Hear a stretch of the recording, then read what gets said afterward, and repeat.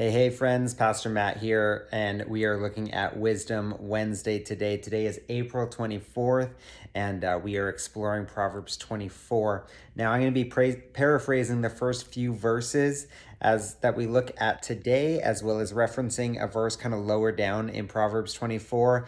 Unfortunately, my Bible is on my phone, and so I can't have both the Bible app and the video recording happening at the same time, but I will paraphrase and we will speak about what it looks like to live wise lives today and moving forward into our futures. I encourage you to go check out Proverbs 24 by yourself, read it aloud, read it with a friend, read it around the dinner table with your children, discuss what it speaks and how we can apply these principles to our lives. Proverbs 24 begins with a long view of obedience, a long walk in the similar and same direction.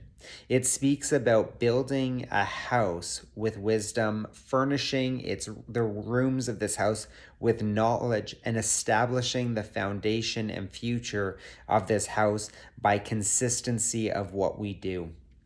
And I think that there's this really beautiful element of that's portrayed here in Proverbs 24 that speaks about wisdom being a long view in the same direction. It's not an overnight process where all of a sudden we're just wise. It's not an overnight process to build a house. There's plannings, there's preparations, there's decisions that need to be made, avenues that need to be taken.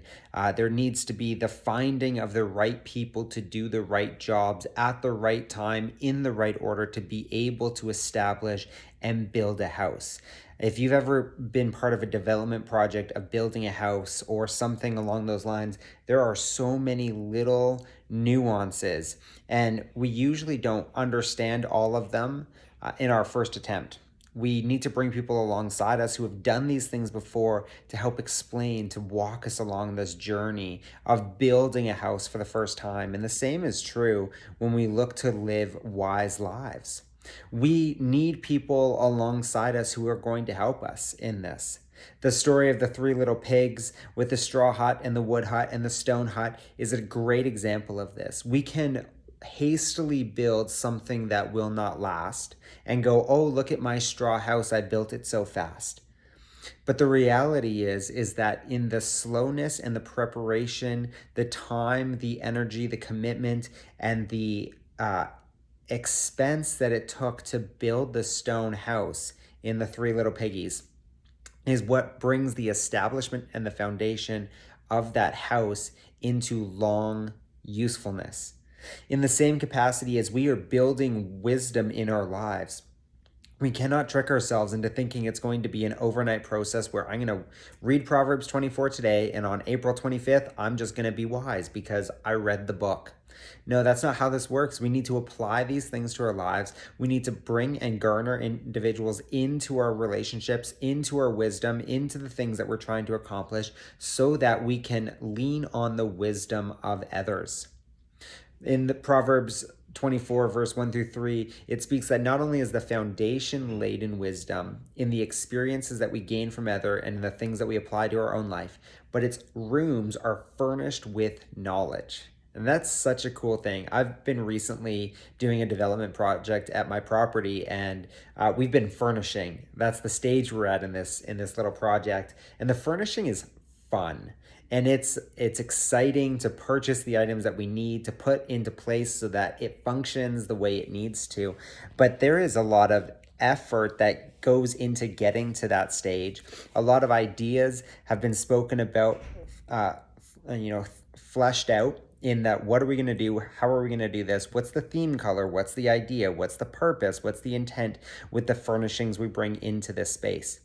And then upon having those decisions made, we can go and furnish it. And so in the same capacity, as we lay the foundation of wisdom in our house, the knowledge that we gain along that process is this building of the furniture of our house, the pieces that people see. When you build something, so much of it is under the earth. I remember this incredible story that the CN Tower, one of the world's tallest buildings for a long period of time, had so much earth underneath that had to be excavated, like stories upon stories upon stories upon stories of earth excavated down below and poured concrete to be able to counterbalance and give a firm foundation for the CN Tower. You don't ever see that. You don't see the foundation of wisdom, the longevity that it took to create it. But what we do see is the top of the CN Tower. We see those cool little yellow bugs that go up and down the side of it. We see the glass floor that you can stand over. You can do the crazy thing where you hang off the edge of the building. This is all the furnishings of the CN Tower. And likewise in our own lives, we are going to have wise things that we do that are unseen, unrecognized, and unnoticed by other people. But as we begin to see the furnishings take place, they're laid by knowledge, and those are the things that people begin to see. That's why so many people are tricked into thinking that success is overnight, because they don't see the hours and the years of labor and work that went into building the foundation of wisdom, or the practice of a sport, or the practice of a skill set that turns into something extraordinary. So Proverbs 24, 1-3 really encourages us to take our time in developing a firm foundation in wisdom, in allowing us and encouraging us to express through knowledge the furnishings of that wisdom. And that when we take this process seriously, outlaying a long view of wisdom, outlaying a long view of knowledge, what we will see is a legacy that is built for years and generations to come. Getting to share that wisdom, that knowledge, that experience, not only with our own children, but with others around us, that others might be impacted.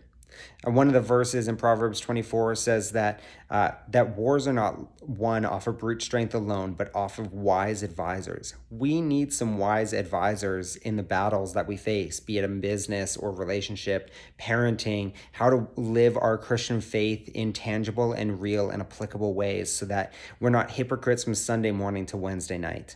How do we apply ethical business practices? We need mentors. We need roundtable conversations in these things. And that is what Proverbs encourages us to do, is to find these people, to find these conversations, and then to step into them and begin to apply them, using our wisdom to build the foundation, applying the knowledge to furnish it, and through these seeing a legacy built.